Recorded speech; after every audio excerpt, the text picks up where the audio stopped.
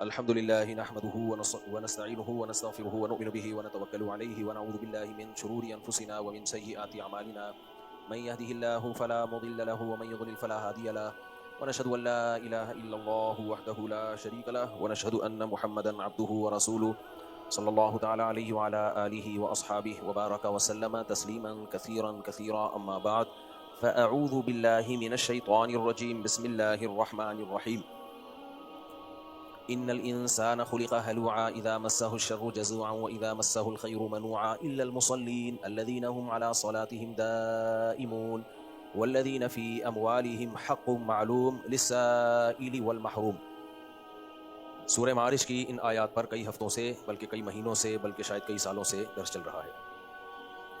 मैं जब इस मस्जिद में आया तो मुझे आए हुए 10 और 8 तकरीबन 17-18 साल हो गए हैं। तो मैंने ये दर्स जो शुरू किया था तो पहले 30वां पारा, फिर 29वां पारा, ये 29वां अभी तक ख़त्म नहीं हुआ। तो मेरे जो तफसीर के लेक्चर कंटिन्यू सुनना चाहते हैं ना, जो टू द पॉइंट हो, वो मेरे चैनल मुफ्ती तारिक मसूद स्पीचेस पे चल रहे हैं, वो वहाँ सुना करें। उसमें टू द पॉइंट रुकू को लेके मैं चल रहा होता हूँ, वो काफ़ी ज़्यादा हो गया है और उसमें तकरीबन 26 पारे हो चुके हैं। तो उसमें टू द पॉइंट सिर्फ कुरान की आयतों को हल किया उसमें। ये तो चूँकि वाज़ो नसीहत का उनसर इसमें ज़्यादा होता है, तो एक आयत लेके फिर मैं उसको तफसील से जाता हूँ उसमें। और शीज़ भाई सब सेट चल रहा है मार्केट में। नमाज के बाद मिलें। और शहरी क्या नाम है, शाहनवाज़ भाई, आप भी नमाज के बाद मिलें। शाहनवाज़ भाई से मैं इसलिए मिल रहा हूँ, आप लोग को भी एक चीज़ बताता हूँ। देखो, अपने टाइम को बचाओ। दुनिया में बहुत से काम करने के लिए अपने टाइम को मैनेज करना पड़ता है। बेढंगे तरीके से कोई काम करोगे ना तो क़यामत तक करते ही रहोगे, होगा ही नहीं। मेरी आदत है भाई, एक दफ़ा एक कपड़ा ले लो ज़िंदगी भर के लिए, ज़िंदगी भर के लिए वो वही पहनो। अब ये तो पहने हैं ना नीले, ये तो घर वालों ने पहना दिए है, तो नीले पीले घर वाले तो पहनाते रहते हैं। एक स्टैंडर्ड का आदमी अपना ड्रेस रखे और फिर टेंशन ही ना हो, ज़िंदगी भर वही पहनता रहे। टेलर भी एक रखे, ज़िंदगी भर फिर वही, बस उसी से सिलवाओ। राशन की दुकान भी एक है हमारी, 12-13-15 साल हो गए उसी से राशन आता है। तो क्या होता है कि भाई फिर वो आपका उससे एक रिलेशन भी बन जाता है। पैसे वक्त पे दे दिए, नहीं दे दिए, घर में राशन जाता रहेगा। उधार, वो तो मैं उधार करता नहीं, दे ही देता हूँ अल्हम्दुलिल्लाह। लेकिन अब ये टेंशन से बच जाते हैं आदमी, ये वहाँ से आएगा, ये वहाँ से आएगा, ये वहाँ से आएगा। भाई ये तेरा हेडेक है। तो इन सब चीज़ों से इंसान का टाइम बहुत बच जाता है। अच्छा, मेरे 3 घर तो बहुत अरसे से हैं ना, 3 तो बहुत पहले से हैं मेरे। तो मैंने कंप्यूटर भी तीनों घरों में रखा हुआ था अपने लैपटॉप पे काम करने के लिए ना, जो अपना जामिया रशीद का या जो भी।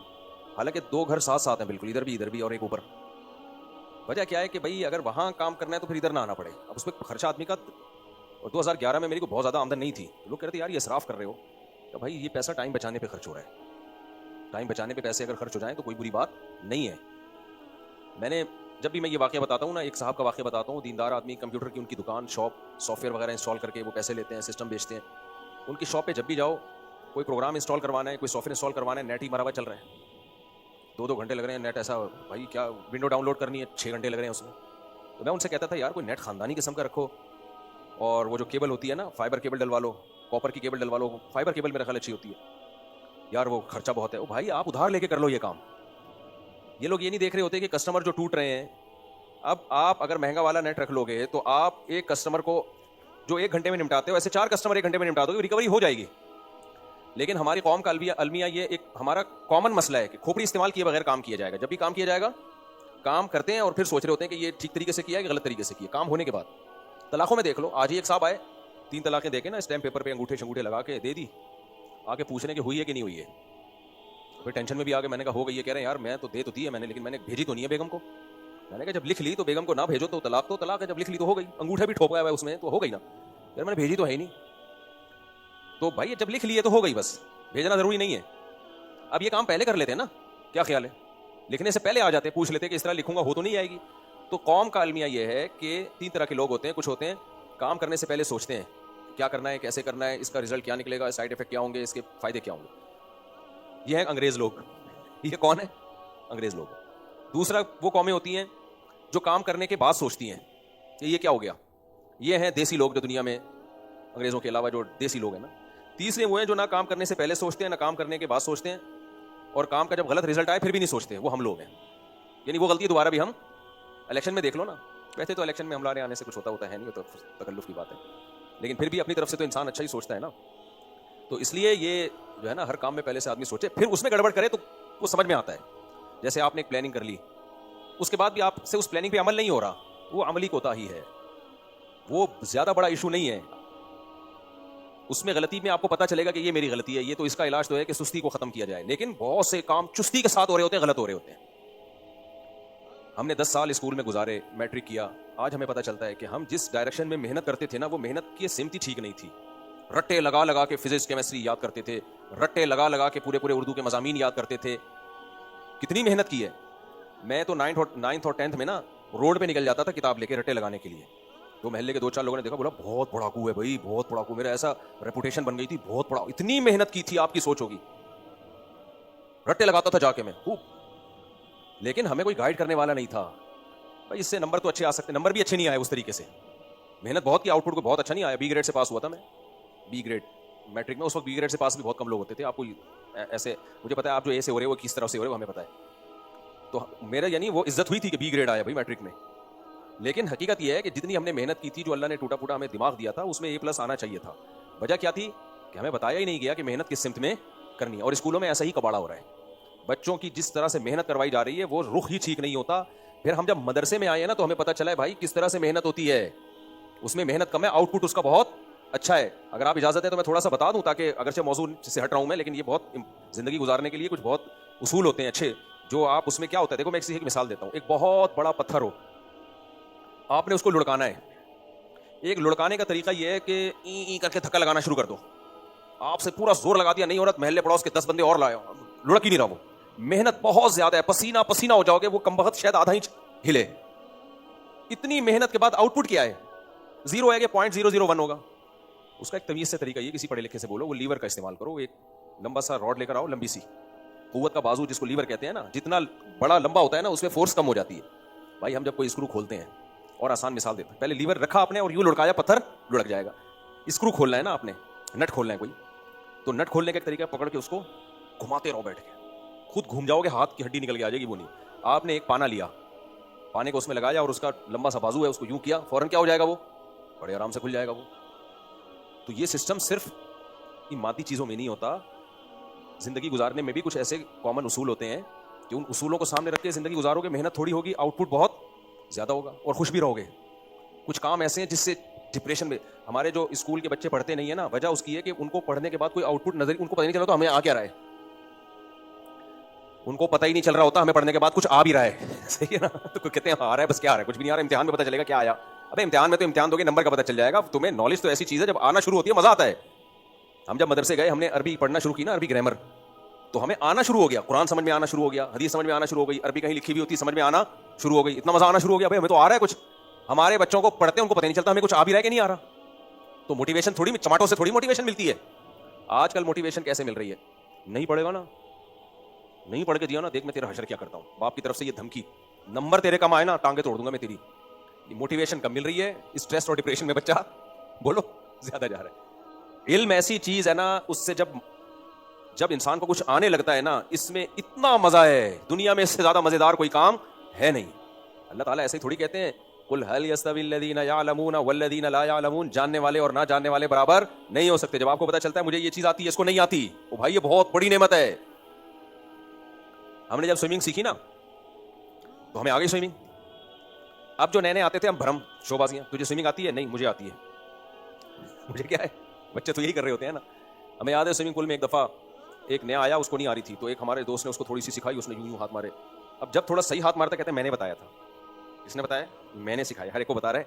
तो इससे बहरहाल एक इल्म एक ऐसी नेमत है जिससे इंसान की बरतरी दूसरों पे साबित होती है कि मैंने, मैं, ये जो है ना, ये तकब्बुर तो ठीक नहीं है, लेकिन नॉलेजेबल आदमी जिसके पास नॉलेज ना हो, वो दोनों बराबर नहीं हो सकते। मुझे याद है जब मैं मदरसे से फारिग हुआ, मैं तो बिल्कुल लड़का सा था, बच्चा सा था, तो अब हमें तो बहुत कुछ आ गया था, लेकिन सोसाइटी में उसका अभी इंप्लीमेंट शुरू नहीं हुआ था, क्योंकि हम सोसाइटी में थे ही नहीं, मदरसे में ही रहते थे, मदरसे से आए। मुझे याद है एक दिन क्या हुआ, मैं बैठा हुआ हूँ, एक साहब बड़ा पेचीदा मसला विरासत का लेके आए। उनसे वो हल ही नहीं हो रहा, अब्बा कब मर गए, फलाना का ये हो गया, भाई का ये हो गया, बहन का इंतकाल हो गया, फलाना हो गया, लाए। अब हमें आता था, तो मैंने वो मसला उनका लिख के जवाब दे दिया, हल कर दिया, पूरी कैलकुलेशन की, ऐसे इतने। तो उन्होंने कहा यार ये पूरी कैलकुलेशन करेंगे तो ये पूरी डिवाइड हो जाएगी। मैंने कहा आप खुद करके देख लो, पड़ताल कहते हैं ना कि आखिर में उसको जमा करो। उसने करके देखा, जवाब आया, और कह यार ये तो जबरदस्त आपने हल कर दिया। वो बड़ा हैरान हुआ। तो मुझे याद है वो एक बड़ी खूबसूरत सी डायरी लाया मेरे लिए, कह रहे आपने इतना बड़ा मेरा हमारा घर का विरासत का मसला हल कर दिया। तो कहते हैं मैं कहीं भी मदरसे में जाऊं यही जवाब आएगा। मैंने कहा चैलेंज है, पूरी दुनिया में कहीं भी जाओगे इसके अलावा कोई और जवाब नहीं आएगा। और अगर किसी ने गलत जवाब दिया तो मैं बताऊंगा भी उसने फॉल्ट कहां किया है। तो उस वक्त हमें अंदाजा हुआ कि यार सोसाइटी में इसका क्या है, यानी इंप्लीमेंट हो रहा है ना, और हमें आ रहा है तो शौक बढ़ता है इससे। तो हमारे जो स्कूलों में बच्चे पढ़ रहे हैं, कम वक्तों को पता ही नहीं है कि हम क्यों पढ़ रहे हैं, क्या है ये, इसका रिजल्ट क्या है, बस रटे रटे रटे रटे लगा लगा के। तो चंद चीज़ों का खूब ख्याल करें, जो मैं बयान से हट के चंद बातें कर रहा हूँ, जब मौजू आ गया है तो पार्सल कर देनी चाहिए। वो हमने मदरसे में सीखी हैं, और वो मदरसा भी दारुल इफ्ता वल इरशाद मुफ्ती रशीद अहमद साहब रहमहुल्लाह ताला का मदरसा। सबसे पहले हम जब वहाँ गए तो हमें किताबों की भरमार नहीं थी। सबसे पहले तो बच्चा किताबों की भरमार से डरता है, 6 सब्जेक्ट 10 सब्जेक्ट से तो बेड़ा गर्क हो गया उसका।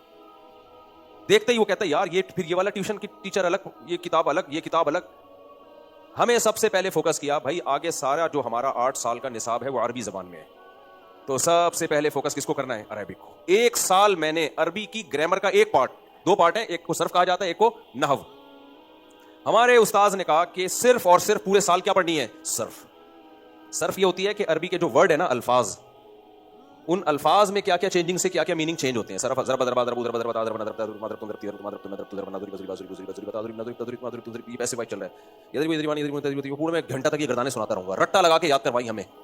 फिर उनकी प्रैक्टिस, रट्टा तो लग गया भाई, अब कोई लफ्ज आता है तो आपको बताओ ये मीनिंग कैसे कैसे चेंज हो रही है, उसके लिए इतनी प्रैक्टिस करवाई। 2-2 घंटे में हमारे टीचर मेरे साथ बैठे रहते थे, अल्लाह उनकी उम्र में बरकत दे।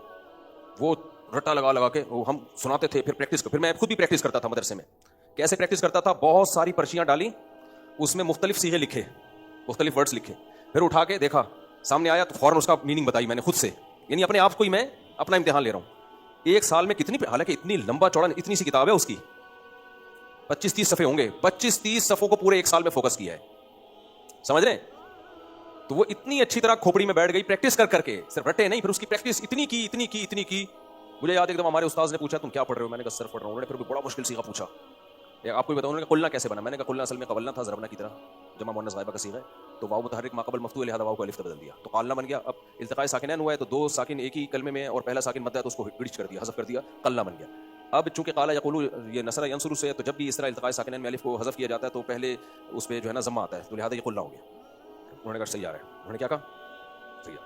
तो ये पूरा सेटअप करके ना सर्फ मुकम्मल हुई हमारी, फिर अरबी ग्रामर का दूसरा पार्ट वो नहव शुरू किया हमने। अब हमें लगा ना कुछ आ रहा है, हमें 6 किताबें बच्चों को खोपड़ी में आएंगी क्या एक ही साथ, और अब मदारिस में भी यही सेटअप शुरू हो गया, एक साथ ही सारी चीजें पढ़ा रहे हैं बच्चों को, वो स्कूलों को कॉपी कर रहे हैं हम लोग, जो हमारे अकाबिर का सदियों से तरीका था वो छोड़ रहे हैं।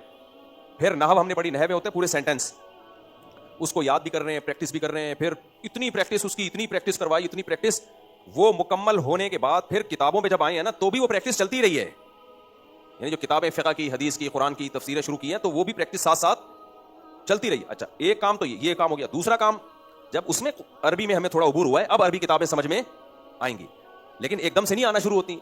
तो जब अरबी की किताबों में अब 6 किस्म की किताबें, अरबी अदब, फ़िक़्ह, हदीस, कुरान और उसूल फ़िक़्ह, ये 5 किस्म के टॉपिक ये शुरू हुए, इनकी आसान किताबें। लेकिन बहुत अहम बात है, अब इसको समझो, मुफ्ती रशीद अहमद साहब रहमहुल्लाह ने कानून बनाया कि कोई भी किताब उस्ताद नहीं पढ़ाएगा। आप बोलो यार क्या हो रहा है, व्हाट्स गोइंग ऑन।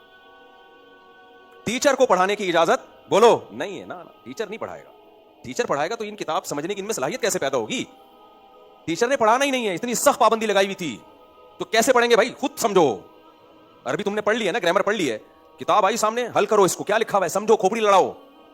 तो हम मगरिब के बाद बैठ जाया करते थे, जो कल सबक होगा ना उसको आज समझें, तो हम तो परेशान होते थे, भाई मुझे समझ में नहीं आ रहा। उन्होंने कहा करना ये कि जितना खुद से समझ में आ जाए, 2 लाइनों में से एक लफ्ज तो आएगा ना समझ में, जितना जोर लगा के जितना खुद से समझ में आ जाए वो आ गया, जो नहीं आ रहा ना पूरा जोर लगा दिया, वो टीचर से पूछ लेना कल। 1 लाइन 2 लाइन होगी ना, क्या ख्याल है पहले दिन कितना सबक होगा।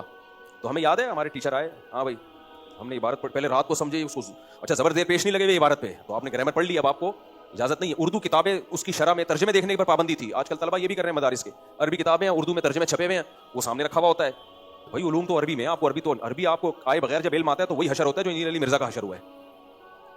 जब तर्जुमों के साथ आप मेडिकल साइंस की किताबें पढ़ोगे, असल वो नहीं पढ़ोगे तो क्या हशर होगा आपका। तो यही कि हदीस का तर्जमा आप गलत कर रहे होते हो, आपको ये नहीं पता होता ये तर्जमा भी ठीक है कि नहीं है। कुरान की आयतों के गलत तर्जमे, जो खुला में गलत तर्जमे किए हैं, इसलिए तो किए आती, इसके तो भाई 1-1 साल 2-2 साल मेहनत करनी पड़ती है अरबी सीखने के लिए, और इतना टाइम कौन लगाएगा आजकल। तो अब क्या है कि अब समझो, अब क्या है कि भाई अब आपने ये खुद पढ़नी है, उस्ताद को आप बताओगे, उस्ताद का काम है सिर्फ ये चेक करना कि सही कह रहे हैं कि गलत। तो अब हमें पहले दिन तो बड़ा मुश्किल लगा, क्योंकि ग्रामर पढ़ते ही आप थड़ थड़ थड़ किताबें थोड़ी पढ़ना शुरू कर देते हो, किताबों की प्रैक्टिस तो अलग होती है। अब 5 किस्म के टॉपिक हमारे पहले, यानी जब सर्फ नहव मुकम्मल हुई है तो 5 टॉपिक शुरू हो गए।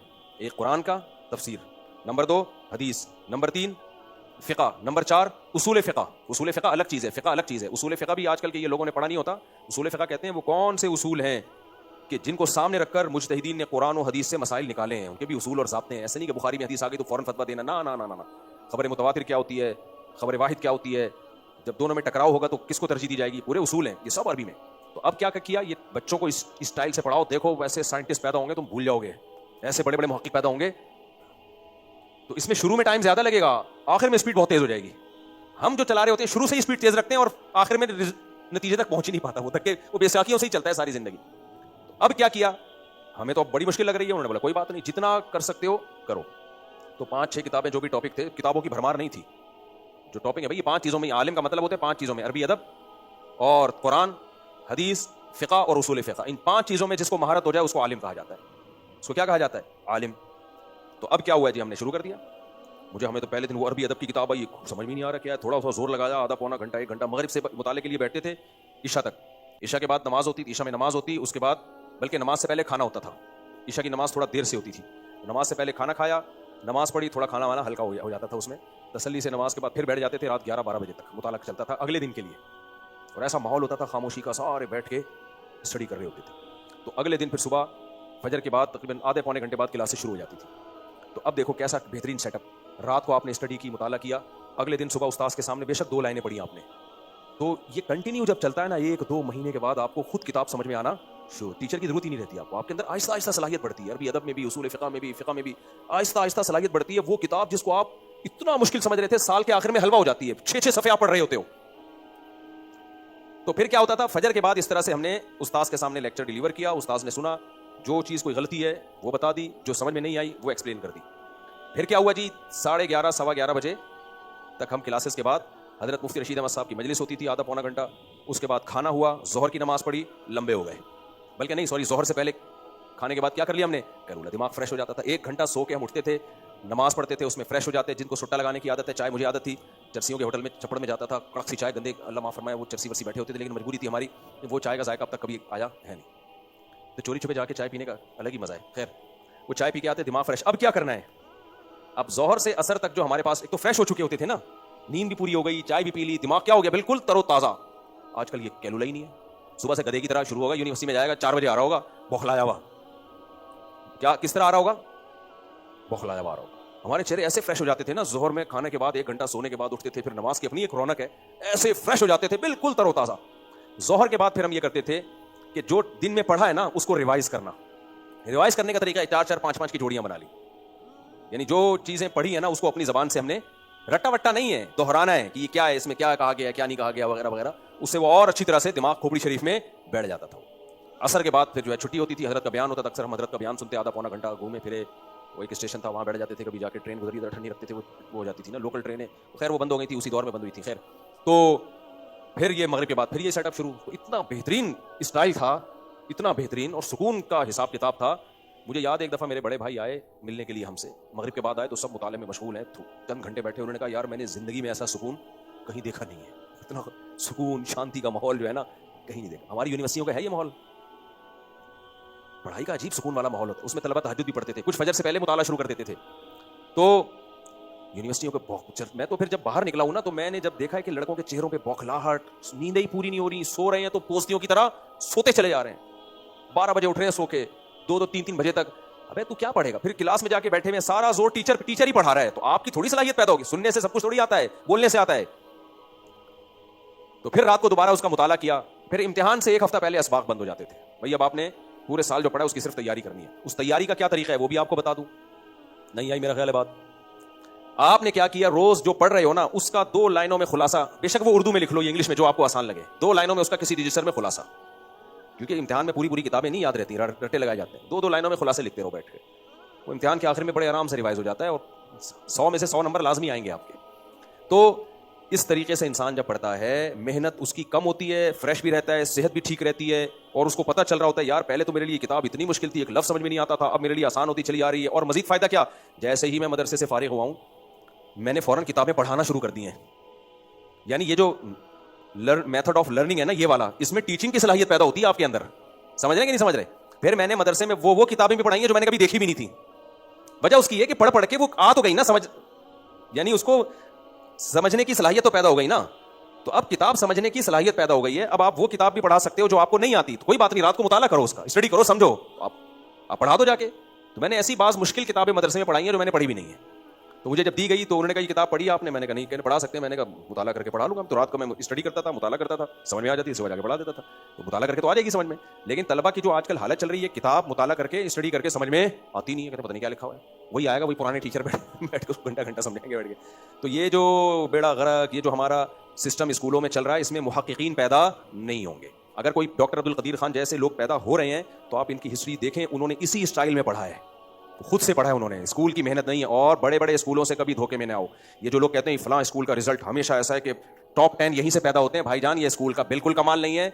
वो कमबख्त इम्तिहान के वक्त लेते ही उन बच्चों को हैं जो एक्स्ट्रा ऑर्डिनरी ज़हीन होते हैं या पहले से उनकी बड़ी अच्छी पोजीशनें होती हैं, वो सारी क्रीम लेके उनकी फिर अपनी मेहनत होती है और अपने खाते में डाल देते हैं। और गवर्नमेंट के सारे थके हुए लोग कहाँ जा रहे होते हैं? हालांकि बात गवर्नमेंट स्कूलों के टीचर भी बड़े काबिल होते हैं, लेकिन वो कहते हैं आउटपुट निकले नहीं सकता। जो हमारे पास जिस टाइप के लोग आए हैं इनमें वो सलाहियत ही नहीं है, समझते नहीं हो बात को।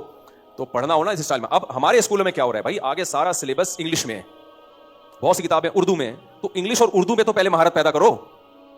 वो होती नहीं है, बच्चा ऐसा बौखला जाता है कि समझ में नहीं आ रहा होता यार ये क्या है। तो वो कहाँ से समझ में आएगा उसको इंग्लिश ही नहीं आती है, उसको उर्दू ही नहीं आती है, दोनों चीज़ों से वो फारिग होता है। तो फारिग ही रहता है फिर सारी जिंदगी।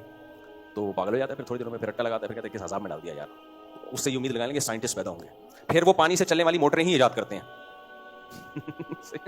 फिर वो क्या ईजाद करते हैं? छोटी मोटी चीजें तो फिर ईजाद, जैसे हमारे जो आमिल है ना, आम डॉक्टर जो है ना, जो पढ़ा लिखा डॉक्टर हो, वो मे भी करके हर चीज को बयान करेगा। कैंसर कहते हैं कोशिश करते हैं शायद ठीक हो जाए, गुर्दों में मसला आ गया कोशिश करते हैं, उम्मीद है अल्लाह से ठीक हो जाएगा, क्योंकि पढ़ा लिखा होता है।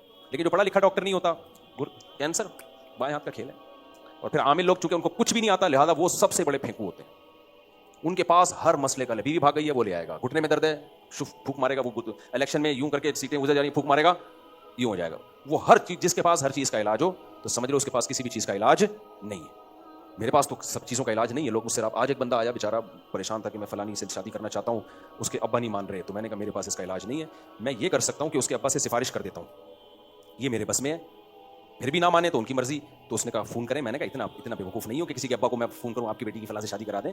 अगर वो अब्बा मुझसे बात करने के लिए एग्री हैं, पहले उनको बताओ, वरना आदमी गैरत में आता है, मेरी बेटी का मामला है, तुम क्यों कबाब में हड्डी बन रहे हो भाई। गुस्सा आएगा उसको, बोलेगा मैं मेरी बेटी है, और यानी नहीं वो आपसे बहुत अकीदत है उसको। मैंने कहा जितनी भी अकीदत हो, किसी की बेटी के मामले में इंटरफेयर करना ये अपनी बेइज्जती कराने वाली बात है। अब्बा अगर मुझसे रब्ता करने पे राजी हैं, उनसे बात कर लो। अगर वो फ़ोन करके मुझसे बात पे राजी हैं तो मैं पूरा जोर लगा लूंगा ताकि तुम्हारी शादी हो जाए, पूरा जोर लगा लूंगा।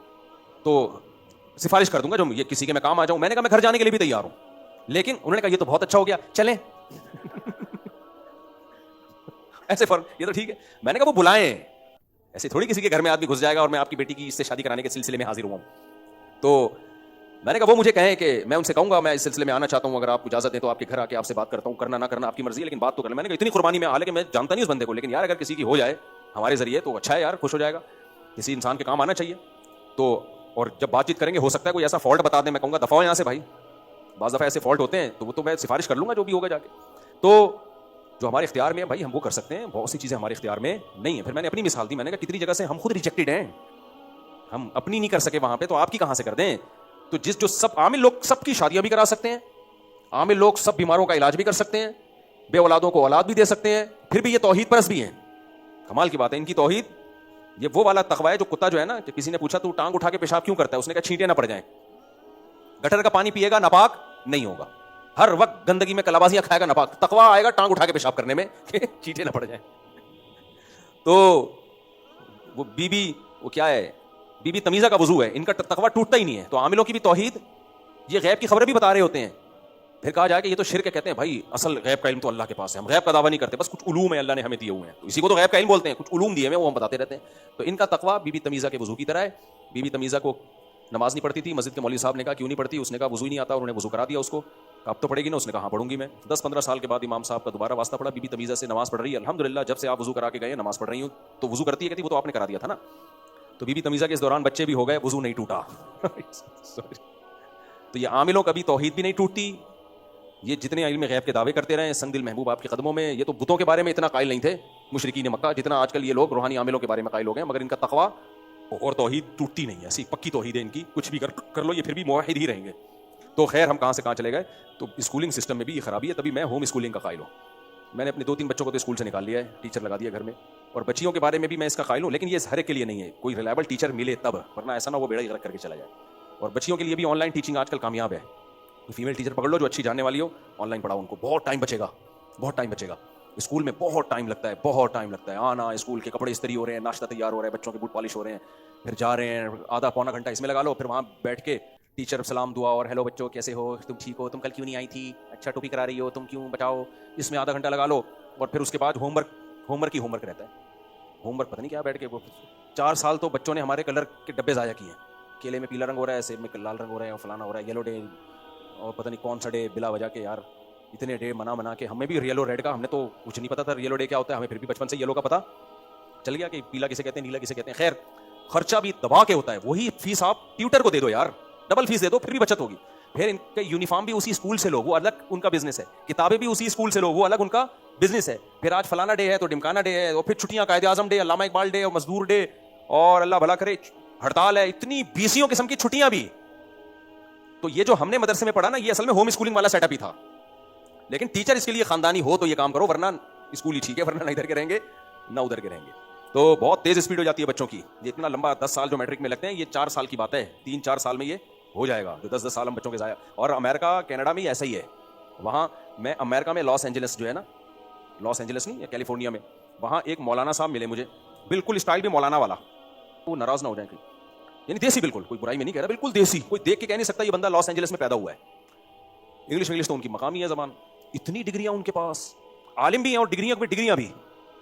मैंने कहा यार, और फिर पूरा गेटअप इस्लामी, क्योंकि वहाँ जो बच्चे स्कूलों में पढ़ते हैं उनके बिगड़ने का चांस बहुत ज्यादा होता है। वहाँ के गवर्नमेंट के स्कूल मुल्हिद हो जाते हैं, बहुत सारे नहीं होते लेकिन बहुत सारे बिगड़ जाते हैं, जिना में पड़ जाते हैं, गलत तो ओपन है सब कुछ। अभी तो वहाँ स्कूलों में होमोसेक्सुअलिटी बड़ा मसला बनी हुई है, बच्चों को बाकायदा बहुत से स्कूलों में तरगीब दी जा रही है इसकी। तो वो बाकायदा अपने नक्शे कदम पे बाप दादा के दाढ़ी वाड़ी नमाज टोपी पगड़ी। मैंने कहा भाई आप पढ़े लिखे भी हो और आपने इस माहौल में अपने आप को बचाया, कैसे कहते हैं होम स्कूलिंग। कहने शुरू से ही हमारे माँ बाप ने हमें स्कूल में ही नहीं भेजा और होम स्कूलिंग को फोकस किया, घर में टीचर आता था।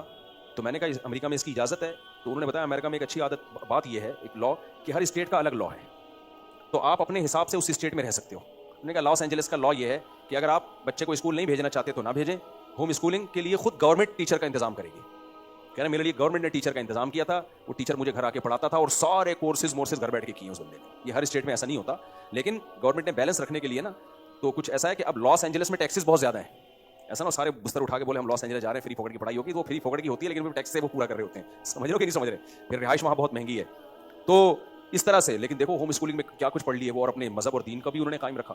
तो खुलासा मेरे भाई बात का ये निकला कि पढ़ाई हो या कोई भी दुनिया में काम हो, खोपड़ी इस्तेमाल करके हो तो फिर सही होता है। फिर उस खोपड़ी पर अमल ना हो तो एक अलग बात है, वो तो हम 100% कौन किस चीज़ पे अमल करता है भाई, प्लानिंग तो होना। फिर उस प्लानिंग में 10 चीज़ें गड़बड़ भी होती हैं। इसकी एक मिसाल देके बस मैं अपने असल आज के जो बयान पे आता हूँ। मिसाल इसकी है, देखो कई साल पहले की बात है, एक बड़ा जलसा किया उलमा ने ना किसी खास मकसद को हासिल करने के लिए। उस जलसे में बदनज़मी हुई, तो किसी ने आके शिकायत की हज़रत मुफ्ती रशीद अहमद साहब रहमतुल्लाह से कि जलसा तो बड़ा ज़बरदस्त था लेकिन बदनज़मी बहुत थी। तो हज़रत ने फरमाया कोई बात नहीं, नज़म तो था ना। क्या मतलब, बदनज़मी भी नज़म की एक किस्म है, यानी काम तो हो गया ना, भौंडे तरीके से हो गया। समझ रहे कि नहीं समझ रहे? तो भौंडे तरीके से हो गया, लेकिन काम जो जलसे का जो असल हदफ था, जो टारगेट था, वो तो पूरा हो गया ना। तो हम जब कोई प्लानिंग करके काम करते हैं, काम में डंडी मार लेता है इंसान। इसकी मिसाल ऐसे, आपने प्लानिंग की कि मैंने पेशावर जाना है, बगैर प्लानिंग के बोरिया बिस्तर लेके निकल गए घर से पेशावर की तरफ रुख करके, कई महीने लग जाएंगे, शायद पेशावर नहीं पहुंच पाओगे आप। क्या ख्याल है? क्योंकि प्लानिंग के बगैर मुंह उठा के जा रहे हो, कोई रक्षा आया कभी उसमें बैठ गए, डब्ल्यू में बैठ गए, जो भी उधर को जाने वाली चीज है उसमें लटक गए। सही है ना? इस तरह सोराबोट पहुंचे तो देखा एक बस उधर हैदराबाद की तरफ जा रही, पीछे वहां लटक गए। तो पहुंच तो एक ना एक दिन जाओगे और ये भी मुमकिन है रास्ते में ही बढ़ जाए प्रोग्राम आपका। लेकिन प्लानिंग की आपने अपनी जेब देखी, यार जहाज का टिकट अफोर्ड कर सकता हूं तो जहाज, ट्रेन का तो ट्रेन। तो अब इसमें ऐन मुमकिन है कि आप ट्रेन रास्ते में खराब हो जाए, या आप टाइम पे पहुंच नहीं पाए, वो ट्रेन निकल गई, अगली ट्रेन से जाना पड़ गया। तो सुस्ती की वजह से, कम हिम्मती की वजह से कुछ नुकसान तो होगा, लेकिन वो नुकसान नहीं होगा जो प्लानिंग ना होने की वजह से होता है। तभी जो लोग सेहत की प्लानिंग करते हैं ना, हमने ये खाना, ये नहीं खाना, ये एक्सरसाइज करनी, ये नहीं करनी, वो शैतान क्या कहता है कि जब वो प्लानिंग बंद करते हैं तो वो प्लानिंग पे पूरे उतर नहीं रहे होते, तो कहते हैं यार हमसे नहीं होगा। ना ना ना ना ना, प्लानिंग करके भौंडे तरीके से काम करना, ये उससे बहुत 1000 गुना बेहतर है जिसमें विदाउट प्लानिंग आप काम करना शुरू कर दो। ये उससे 1000 गुना बेहतर है, क्योंकि उसमें तो आपको पता ही नहीं होगा कि ये तरीका ठीक भी है कि नहीं है, बहुत ज्यादा नुकसान हो सकता है आपको। तो इसलिए हमेशा जो है ना पढ़ाई के मामले में खास तौर पर इस चीज़ का बड़ा ख्याल रखना ज़रूरी है। आजकल बहुत सलाहियतें बर्बाद हो रही। पाकिस्तान में जो खोपड़ियाँ पाई जाती हैं ये अंग्रेज़ों के पास ये खोपड़ियाँ नहीं है। मीम से पता चलता है जो खोपड़ी अल्लाह ने हम लोगों को दी है। अभी देखो कल एक बड़ी ज़बरदस्त आमिलों के बारे में मीम आई है, बहुत ज़बरदस्त, मज़ा आया। एक बंदा आमिल के, और ये आप लोग भी किया करो, किसी और का बनियान आमिल के पास ले जाया करो। ये किया लोगों ने ये किया कि हमारे हज़रत ने फरमाया देखना किसी और का ले जाओ बनियान ना, सूंघा दो। वो सूंघ के कहते हैं इसमें तो इतने जिन है। उन्होंने कहा हज़रत इसमें तो कुछ भी नहीं है, बीमार तो ये है, बनियान तो मैंने किसी और। ये आमिलों से तजर्बा करो, ये ऐसे ही होगा। हाँ, कोई ये मेरे इस बयान के बाद होशियार हो जाए तो एक अलग बात है। तो वो मीम किसी ने बनाई बड़ी ज़बरदस्त कि आमिल के पास एक लड़का आया कि भाई मैं बहुत परेशान रहता हूँ, ये टेंशन है। उसने कहा अपने घर की मिट्टी लेकर आ गया ये। आमिल ने मिट्टी को सूंघा और बोला भाई तेरे तो तू तो पड़ोसियों का है, तू तो अपने बागा है ही नहीं, मिट्टी बता रही है। और वो भी पड़ोसियों का है, फलाने का भी नसब ठीक नहीं है। और जिस घर की तू आया है ना, इस मिट्टी लाया है, तो ये तू तेरी अम्मा ने तो खयानत की है, तू इधर का है ही नहीं। वो लड़का हंस रहा है। आमिल ने कहा हंस क्यों रहा है? कह रहा है मैं तेरे घर से मिट्टी लेकर आया हूँ। ये मिट्टी में अपने घर से लाया ही नहीं हूँ, ये तो मैं तेरे घर से लाया। आमिल बेहोश हो गया। लेकिन ये बड़े बेगैरत होते हैं, बेहोश भी नहीं होते, ये फौरन बात को बदल लेते हैं। तो इन आमिलों का यही है, दूसरों के बनियान सुंघाया करो, बनियान सुंघाया करो दूसरों के जा जाके। तो देखो ये क्या कहते हैं फिर। खैर, तो हम अब बयान की तरफ आते हैं। बीच में ये ज़रा बात लंबी हो गई, लेकिन ये ज़िंदगी गुजारने के कुछ इंतहाई अहम उसूल हैं। उसूल पता हो इंसान को, बेशक उस पर अमल ना होना अमली कोताही है, वो सही हो सकती है, लेकिन इल्मी कोताहियाँ इंसान को बहुत ज़्यादा नुकसान पहुँचाती हैं। नज़रियाती कोताहियाँ, तभी इस्लाम में अकीदे की वैल्यू अमल से ज़्यादा है। कॉन्सेप्ट ठीक होना चाहिए आपका, अमल तो फिर एक अलग चीज़ है। काफिर जहन्नम में जाएगा हमेशा के लिए, मुसलमान पिट पिटा के निकल आएगा, इसलिए कि कॉन्सेप्ट ठीक थे उसके, और काफिर के तो कॉन्सेप्ट ही ठीक नहीं थे।